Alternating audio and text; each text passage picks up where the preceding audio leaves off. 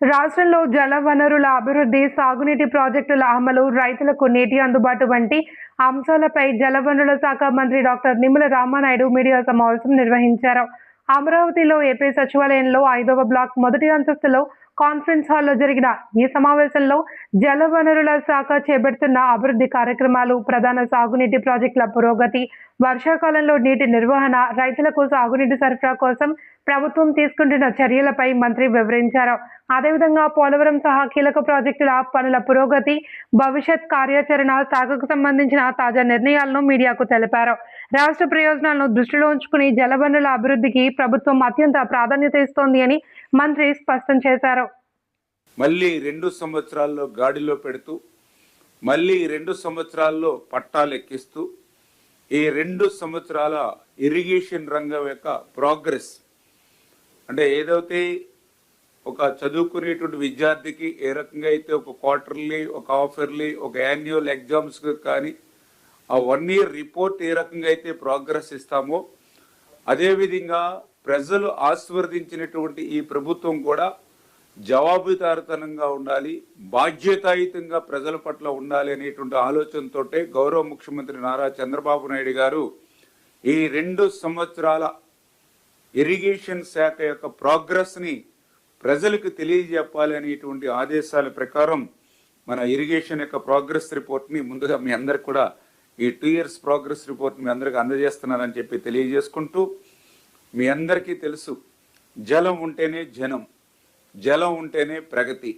జలం ఉంటేనే ఉనికి.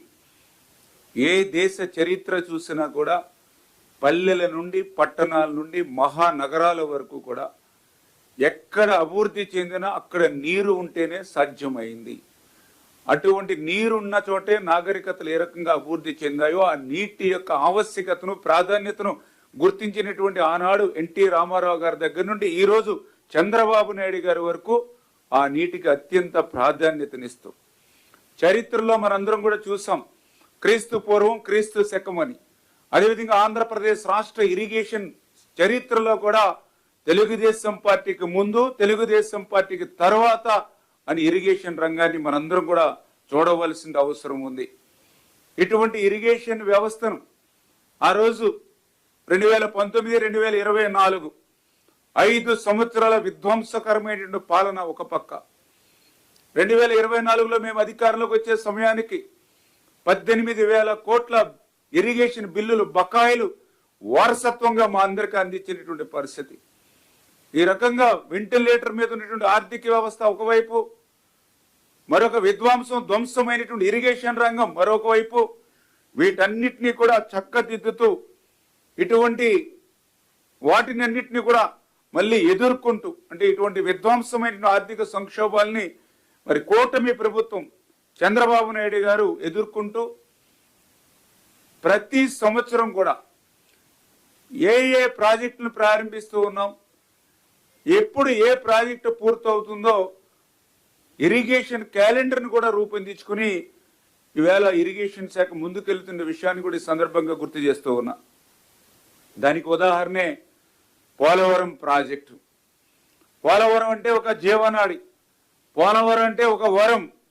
అటువంటి జీవనాడి అయినటువంటి పోలవరం, అటువంటి వరమైనటువంటి పోలవరం ఆ రోజు మీ అందరికీ తెలుసు 2014, 2019 ఆ రోజు 5 సంవత్సరాల మరి పాలనలో ఆ రోజు చంద్రబాబు నాయుడు గారు ప్రతి సోమవారం కూడా పోలవరం అనేటువంటి పేజీగా మార్చుకుని ఆ రోజు రికార్డ్స్ ఆ రోజు ప్రభుత్వానికి సొంతమైనటువంటి పరిస్థితి.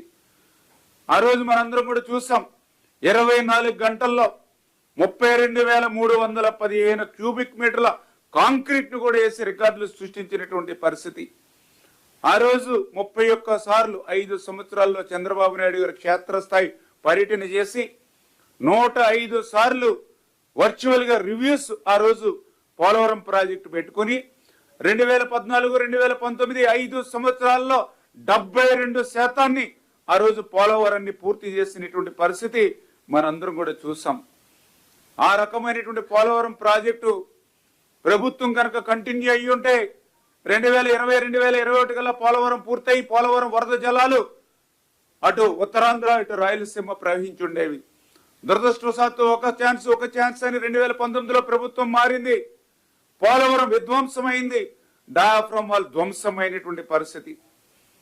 ఇది నేను చెప్పడం కాదు, ఏదైతే సాక్షాత్తు పిపిఏ చెప్పింది, సాక్షాత్తు సిడబ్ల్యూసి చెప్పింది. ఆ రోజు చాలా క్లియర్ గా పోలవరం ప్రాజెక్ట్ అనేది క్రిటికల్ ప్రాజెక్టు, ఇటువంటి క్లిష్టతరమైనటువంటి ప్రాజెక్ట్ లో మీరు ఏజెన్సీలను మార్చవద్దు, ఏజెన్సీలు రద్దు చేయొద్దు. గతంలో కూడా వైఎస్ పరిపాలనా కాలంలో ఏజెన్సీలు కాంట్రాక్టులు రద్దు చేయడం వల్ల ఒకసారి ఈ ప్రాజెక్టు మరి ఆ రోజు మరి డిలే అయినటువంటి పరిస్థితి. మళ్ళీ అటువంటి తప్పిదం చేయొద్దని చెప్పి పదే పదే పిపిఏ హెచ్చరించిన, పదే పదే సిడబ్ల్యూసి హెచ్చరించిన గత ప్రభుత్వం పెడచెవిని పెట్టినటువంటి పరిస్థితి. చాలా క్లియర్ గా పిపిఏ క్వశ్చన్ చేశారు ఆ రోజు సిఇఓ. ఒకే పనిని 2 ఏజెన్సీలు చేస్తాయి, ఆ ప్రాజెక్టుకి రేపు ప్రమాదం ఏర్పడితే ఏ ఏజెన్సీ బాధ్యత వహిస్తుందని చాలా క్లియర్ గా ఆ రోజు పిపిఏ సిడబ్ల్యూసి హెచ్చరించిన ఆ రోజు ఖాతరు చేయనటువంటి మరి ప్రభుత్వం మరి ఆ రోజు వాళ్ళ పర్యవేక్షణం 17 నెలల పాటు 2019లో అధికారంలో వచ్చినటువంటి ఆనాటి ప్రభుత్వానికి 17 నెలల పాటు అక్కడ ఏజెన్సీ లేకుండా, 17 నెలల పాటు అక్కడ ఒక ఉన్నతమైనటువంటి అధికారు లేకుండా ఏదైతే రివర్స్ టెండరింగ్ పేరు చెప్పి తప్పిదం చేసిందో దాని ఫలితం ఇప్పుడే మీరు చూస్తూ ఉన్నారు. ఏ రకంగా మరి ఆ రోజు విధ్వంసం డయాఫ్రమ్ వాల్ ఏ రకంగా ధ్వంసం అయిందో మనం చాలా క్లియర్ గా మరి అందులోనే మనకి పీపీటీలోనే మనకు కనిపిస్తున్నటువంటి పరిస్థితి. డయాఫ్రమ్ వాల్ 2020లో వచ్చినటువంటి వరదలకి డయాఫ్రమ్ వాల్ ధ్వంసమైనటువంటి పరిస్థితి. ఇది మేం చెప్పడం కాదు, సాక్షాత్తు ఐఐటి హైదరాబాద్ నిపుణులు చెప్పారు. 2020లో వచ్చిన వరదలకు డయాఫ్రమ్ వాల్ దెబ్బతింది. ఏ విధమైన ఏజెన్సీ లేకుండా, అధికారులు లేకుండా 17 నెలల పాటు కాలయాపన చేయడం వల్ల ఇది ప్రకృతి తప్పిదం కాదు, ఇది మానవ తప్పిదం అని ఆనాటి ఉన్నటువంటి ప్రభుత్వానికి ఆ రోజు ఐఐటి నిపుణులు ఇచ్చినటువంటి రిపోర్టే మనకి ఈవేళ క్లియర్ గా విత్ డయాగ్రామ్స్ తో సహా మనం